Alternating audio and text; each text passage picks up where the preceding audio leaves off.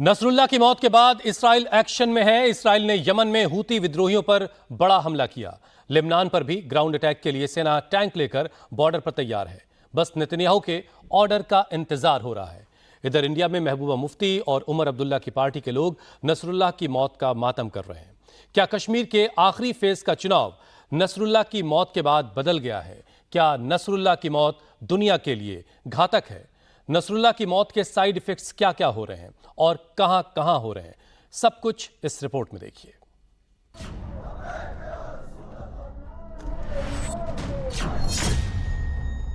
न ये पाकिस्तान है,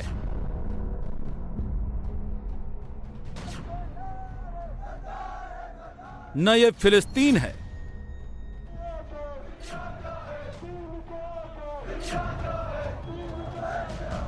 न ही ये लेबनान है।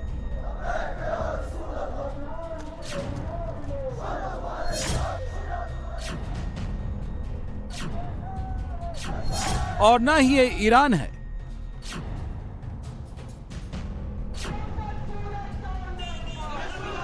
ये कश्मीर है, भारत का कश्मीर। नसरुल्लाह मारा गया है, उसके बाद की ये तस्वीर है।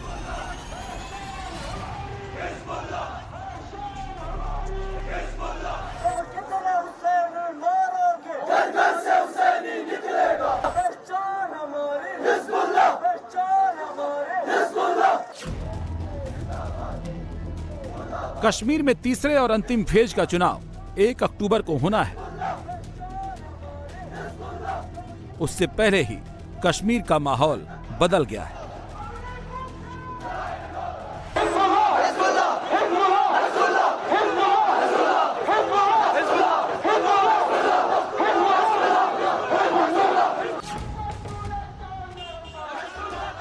हजारों लोग सड़कों पर निकल आए।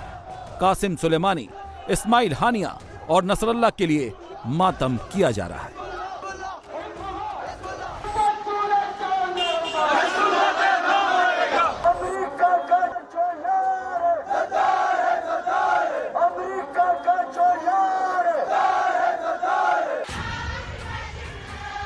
इजराइल अमेरिका को कोसा जा रहा है। हिजबुल्लाह पर हमले के विरोध में कश्मीरी नेताओं ने चुनाव प्रचार भी बंद कर दिया है। सवाल है कि हिजबुल्लाह का चीफ मर गया तो कश्मीर क्यों उबल गया? हिजबुल्लाह चीफ को मारा है, हर घर से हिजबुल्लाह निकलेगा। I am talking to the Israel, the chief minister of Israel. मैं हर उस इंसान से बात कर रही हूँ जो फलस्तीन के खिलाफ है। मैं लिबनानियंस को हौसला देना चाहूंगी कि वो बिल्कुल भी फिक्र ना करे, क्योंकि हम उनके साथ हैं। द शिया कम्युनिटी उनके साथ है, हम उनका साथ कभी नहीं छोड़ेंगे, कभी भी नहीं। आपको पता नहीं है कि आपने किसको शहीद किया है। अब हर घर से इस्राइल निकलेगा, अब हर घर से लेबनानिया निकलेगा, हर घर से हिजबुल्लाह निकलेगा। हिजबुल्लाह जिंदाबाद। कश्मीर के चुनाव में हिजबुल्लाह की एंट्री क्यों हो गई?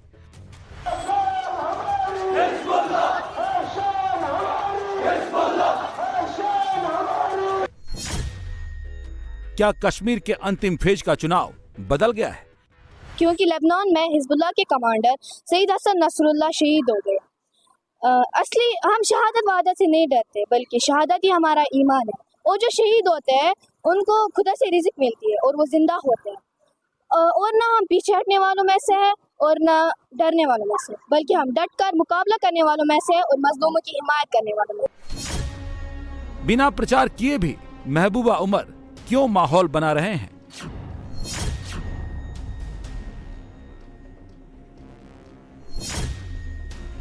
क्या नसरुल्लाह की मौत कश्मीर चुनाव में बड़ा फैक्टर है?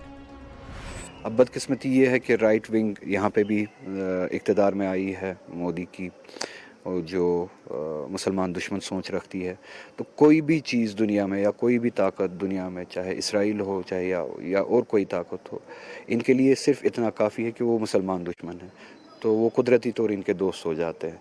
तो वही माहौल बनाया गया है आजकल के जो मोदी वाले हिंदुस्तान में। हिंदुस्तान उससे भी बड़ा है। हिंदुस्तान में बहुत सारे तबके हैं, लोग हैं, बाशऊर लोग हैं जो फ़लस्तीन के कौज़ के हक़ में अभी भी है, चाहे वो हिंदू हो मुसलमान हो। मगर मोदी वाला जो उसके असर रसूख में जो तबके है, जो वो वाला हिंदुस्तान है, वो बदकिस्मती से मुसलमान दुश्मनी में इतना अंधा हो चुका है कि दुनिया में जहाँ पे भी जुल्म होता है, अगर वो मुसलमानों के खिलाफ होता है तो वो उस जुल्म के साथ है। कौन था नसरल्ला?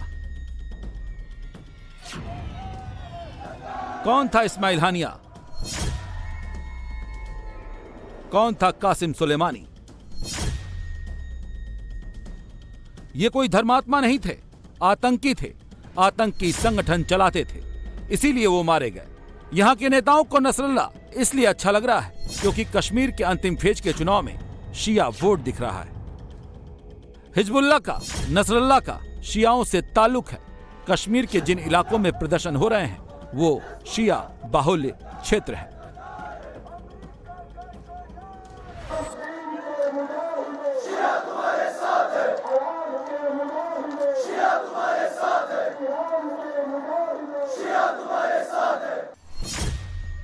कश्मीर में शिया मुस्लिम करीब 14% हैं।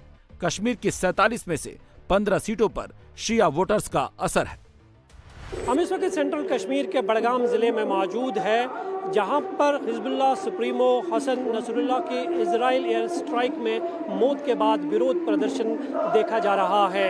ये तस्वीर आप मेरे पीछे देख सकते हैं कि शिया कम्युनिटी के लोग जो है वो यहाँ पर आपको प्रदर्शन करते हुए नजर आएंगे और जो हिजबुल्लाह के सुप्रीमो की मौत हुई है उसका विरोध यहाँ पर जताया जा रहा है। बिल्कुल पुरअमन तरीके से ये प्रोटेस्ट हो रहा है, किसी तरह की कोई वायलेंस नहीं है। हाथों में जो है शिया कम्युनिटी के वो झंडे हैं, फ़लस्तीन का झंडा यहाँ पर जो है आपको लहराता हुआ नजर आएगा। फ़लस्तीन के समर्थन में जो ये लोग जो है खड़े यहाँ पर आपको प्रोटेस्ट करते हुए दिखाई देंगे। और ये तस्वीर जो आप बडगाम ज़िले की देख रहे हैं, इसी तरह की तस्वीर कश्मीर के विभिन्न इलाकों में कल से देखी जा रही है। खासकर उन इलाकों में जहाँ पर शिया कम्युनिटी के ज़्यादा लोग रहते हैं, वो हिजबुल्लाह सुप्रीमो हसन नसरुल्लाह की मौत का यहाँ पर आपको विरोध करते नजर आएंगे और फ़लस्तीन के समर्थन में, फ़लस्तीन के मुजाहिदीनों के समर्थन में जो है यहाँ पर आपको प्रोटेस्ट करते हुए लोग जो है दिखाई देंगे। और ये मातम की एक सूरत में जो है यहाँ पर आपको मर्सी करते हुए दिखाई देंगे। उनकी मौत का जो दुख है उसका इजहार यहाँ पर कर रहे हैं। बडगाम में जहां प्रदर्शन हो रहा है वहां करीब 48% सबसे ज्यादा शिया वोटर हैं। यहां पर सेकंड फेज के चुनाव हो चुके हैं। सवाल अब तीसरे फेज की शिया बाहुल्य सीटों का है। लिहाजा एनसी पीडीपी दोनों हिजबुल्लाह कर रही हैं। शिया बाहुल्य इलाकों में जहां तीसरे फेज में चुनाव होना है उसमें बारामूला की उरी विधानसभा भी है जहां 21% शिया हैं। बांदीपोरा का सोनावारी है जहां 30% शियाओं की तादाद है। बारामूला का गुलमर्ग है जहां 25% शिया हैं और बारामूला का ही पट्टन है जहां 35% शिया हैं। अभी तक वोट, पानी, बिजली, बेरोजगारी 370 पर कश्मीर में वोट पड़ रहा था, लेकिन अब माहौल बदल गया है। हिजबुल्लाह नसरुल्लाह मैटर पर सुन्नी वोटर को भले फर्क न पड़े, लेकिन आज का माहौल बता रहा है कि शिया वोट वहीं पड़ेगा जो सबसे जोर से हिजबुल्लाह करेगा। यही वजह है कि पहले तो महबूबा मुफ्ती ने चुनाव प्रचार नहीं करने का फैसला कर खुद को ये बताने की कोशिश की है कि नसरल्लाह की मौत का सबसे ज्यादा दर्द है, शियाओं की वो ही असली हमदर्द हैं। दूसरी तरफ एक सोच है शांति की। हर धर्म हमें सिखाता है कि शांति का पथ सबको लेना चाहिए, हिंसा की मार्ग से हटना चाहिए। अब महबूबा मुफ्ती जी को ये समझाना पड़ेगा, जो उन्होंने बयान दिया है और जो आह्वान किया है उन्होंने, उससे वो किस तरफ खड़ी हैं? शांति की तरफ खड़ी हैं या जहां पर हिंसा की एक चिंता है उसके साथ खड़ी है? और दूसरी बात, उन्हें यह जवाब देना पड़ेगा कि क्यों वो विकास की बात नहीं करती, शांति की बात नहीं करती। और क्या जब जम्मू कश्मीर राज्य था, अनुच्छेद 370 था, वहां पर जो हिंसा हुई जिसमें हजारों लोग मारे गए, हिंदू, मुसलमान, पुलिसकर्मी, सेनाकर्मी, हमारे सुरक्षाकर्मी, ये हजारों लोग जो मारे गए, तो क्या उस शांति के पथ की वो बात की और चिंता करेंगी, या जो हिंसा हुआ उसको दूसरी तरफ, मतलब उसे हो रहा था और उनको कोई उसकी परवाह नहीं थी? तो ये गंभीर सवाल है। तो उनकी जो राजनीति है वो बड़ी स्पष्ट दिख रही है। भारतीय जनता पार्टी की राजनीति विकास की राजनीति है, शांति की राजनीति, वो अपनी जगह बड़ी स्पष्ट दिखती है। वैसे महबूबा को आतंकी और आम लोगों में फर्क नहीं दिखता है, क्योंकि उनको जहां वोट दिखता है वैसा ही उनकी जुबान चलती है। बुरहान वानी को भी शहीद कहती थी और अब नसरल्ला को भी शहीद बता रही हैं, क्योंकि इस बार शिया वोट पर आस लगा रही हैं।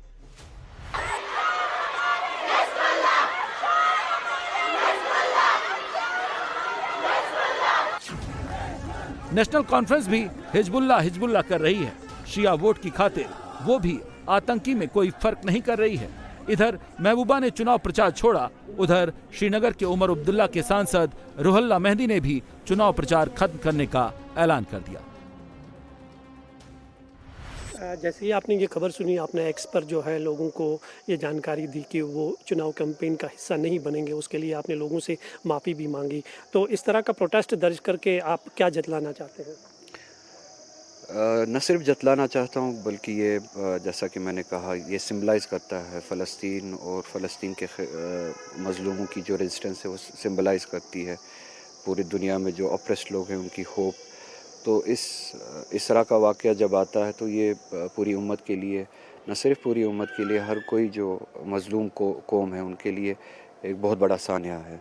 तो इसके एहतराम में मैंने सही समझा कि मैं अपनी जो पॉलिटिकल या इलेक्शन कैंपेन जो है वो इख्तिताम करूं और वहीं पे बंद करूं जहां पे ये ख़बर सुनी, और फ़लस्तीन के लोगों को ये पैगाम देना चाहते हैं कि हम और लुबनान के लोगों को कि अगर ये कुर्बानी पेश आई है वो ना समझे कि वो अकेले हुए हैं या कमज़ोर हुए हैं। ये न सिर्फ मैं इसको शिया कम्युनिटी या सुन्नी कम्युनिटी के ज़ाविये से नहीं देखता हूँ, कश्मीर के ज़ाविये से नहीं देखता हूँ।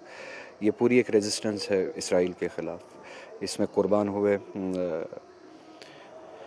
इस्माइल हनिया भी कुर्बान हुए, आज सैयद हसन नसरुल्लाह भी शहीद हुए। तो ये दोनों शहादतें इस्लाम के दोनों बाजों से हुई, चाहे आप उन्हें अहले तशय्युअ कहे, अहले सुन्नत कहे। एक का ताल्लुक़ एक तबके से था, दूसरे का ताल्लुक़ दूसरे तबके से था, मगर एक ही खानवादे से, जिसे इस्लाम कहते हैं, उम्मत कहते हैं। तो ये रेजिस्टेंस जो है ये न सिर्फ मुसलमानों की रेजिस्टेंस है, जैसा कि मैंने कहा, ये सभी उन मज़लूमों की रेजिस्टेंस है जिनको ताकत के ज़रिए दबाया जाता है, जिनको ताकत के ज़रिए दबाने की कोशिश किया जाता है। उन नाजायज़ ताकतों के ख़िलाफ़, उन गासिबों के ख़िलाफ़, जहाँ पे भी दुनिया में गासिब ताकतें हो, इस तरह की रेजिस्टेंस सिम्बलाइज़ करती है। तो ये इस तरह की रेजिस्टेंस उम्मीद है न सिर्फ फ़लस्तीन के लिए, न सिर्फ हिज़्बुल्लाह के लिए, लुबनान के लिए, बल्कि सभी उन लोगों के लिए जो मज़लूम है। तो इसीलिए सैयद हसन नसरुल्लाह न सिर्फ शियों के शहीद है, और इसी तरह से शहीद इस्माइल हनिया सिर्फ सुन्नियों के शहीद नहीं है, ये मज़लूमों के शहीद हैं, मज़लूमों के क़ुव्वत थे, और आलम इस्लाम को इस कुर्बानी से बहुत नुकसान है। हिंदुओं का कत्लेआम होता है। अब ये कुछ भी कहें, लेकिन बीजेपी कह रही है कि फिलिस्तीन हिजबुल्लाह पर इनकी जुबान चुनावी है, बात 14% शियाओं की है। हिजबुल्लाह के जो कमांडर है नसरुल्लाह, उसकी मौत पर महबूबा मुफ्ती को इतनी तकलीफ क्यों है? जब बांग्लादेश में हिंदुओं का कत्लेआम होता है तब इनकी आवाज़ बंद हो जाती है। आज इजराइल पर हमला करने वाला हजीबुल्लाह, उसका कमांडर अगर मारा जाता है तो ये एक दिन के लिए प्रचार बंद कर देती है। ये घड़ियाली आंसू हैं, मगरमच्छ के आंसू हैं। लोग इसकी सारी जो मंशा है उसको समझते हैं। इस प्रकार के षड्यंत्र करने से कुछ होने वाला नहीं है। इंसानियत के नाते जो बात करनी वही सही है। जिस व्यक्ति ने पूरे दुनिया में आतंक फैलाया था उसका मरना ही ठीक है। कश्मीर में शिया वोट का पैटर्न कहता है कि शिया समुदाय बड़ी संख्या में वोट देने निकलता है, जबकि सुन्नी समुदाय कम वोटिंग करता है। शिया अगर नसरुल्लाह के नाम पर किसी एक पार्टी को वोट करता है तो उसका गेम बनता है। कश्मीर की पार्टियां नसरुल्लाह की मौत पर शिया वोट के जुगाड़ में ही मातम मना रही हैं। हिंदुस्तान में रहकर इजराइल चिल्ला रही हैं। हम तो वैसे भी इजराइल की तरफ से जो लगातार पिछले 1 साल से बमबारी और ताकत का इस्तेमाल हो रहा है, हमने तो उसकी मुखालफत की है, मजम्मत की है, और बार बार ये मांग की कि इसका इस्तेमाल ना हो। दुनिया की ताकतों को इजराइल पे दबाव बनाए रख के वहाँ पे बेगुनाह लोगों की मौत और उनको जख्मी करने का जो सिलसिला लगातार 1 साल से चल रहा है उसको बंद करना चाहिए, चाहे वो गाजा में हो, चाहे लेबनान में हो, चाहे कहीं और हो। जो कल हुआ उसके बाद ऐसा लगता है जैसे पूरे क्षेत्र में अब जंग के बादल जो है नजर आ रहे हैं। हिंदुस्तान की हुकूमत को, हिंदुस्तान के वजीर आजम को, बाकी मुल्कों के लीडरान को इजराइल पर दबाव बनाए रख के वहां दोबारा अमन कायम करने की मुकम्मल कोशिश करनी चाहिए।